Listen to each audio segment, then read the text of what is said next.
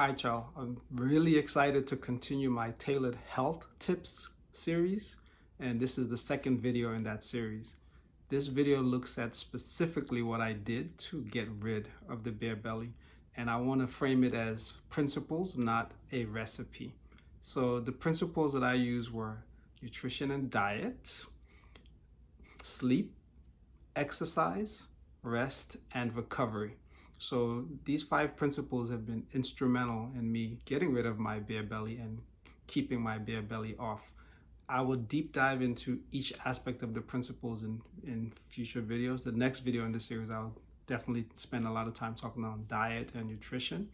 And sleep, I'll talk about a little bit later when I touch on the benefits that I've seen since I've embarked on this health journey and lost my bare belly. But the main thing I want to share at this stage about sleep is I've been reading for some time how important it is to set a time to go to bed and be consistent with keeping that time. And for many reasons, I have not been keeping a consistent sleep time, but I've now set my goal as to sleep by 11 p.m. and to wake up by 6 a.m. so I get a good 7 hours of sleep. And more or less, I'll say 70% of the time I'm able to do that. Still occasionally from time to time, much higher than I would like, I'm not able to get to bed exactly at 11 p.m. But regardless of the case, I try to get the 7 hours of sleep in, and I find that to be really, really helpful. With exercise, I'm working with my physio now as my running coach, so more or less I'm in very expert hands because he sets the training and he sets the schedule. He also gives me the exercises to do, so that's super helpful. And what I find is that working with him, I actually do a lot less than I used to do when I was doing it on my own. And also he's very good about making sure that I rest adequately during the exercises, especially the weight bearing or gym exercises that we do. Whereas in the past, when I was in the gym on my own, didn't really rest that much. So I find that to be really good to know that and to be practicing that. And another key thing that he's introduced is adequate recovery.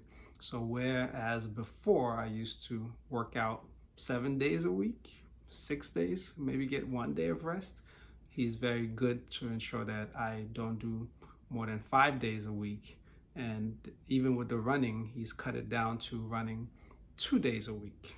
And he's introduced biking into the exercises that I do. And because I used to complain that the bike seat is not so friendly to the family jewels, he's found a way to help me to find the right biker shorts on Amazon, and lifesaver. So I'm sure you catch my drift for those of us who don't like biking for the way the seats doesn't really play well with the male anatomy.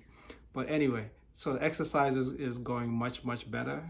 The rest is tops. And because I'm not exercising 7 days a week, and also because I'm not running more than 2 days a week, the recovery also is going extremely well. So these are things that I've found to be good to help me in losing my bare belly.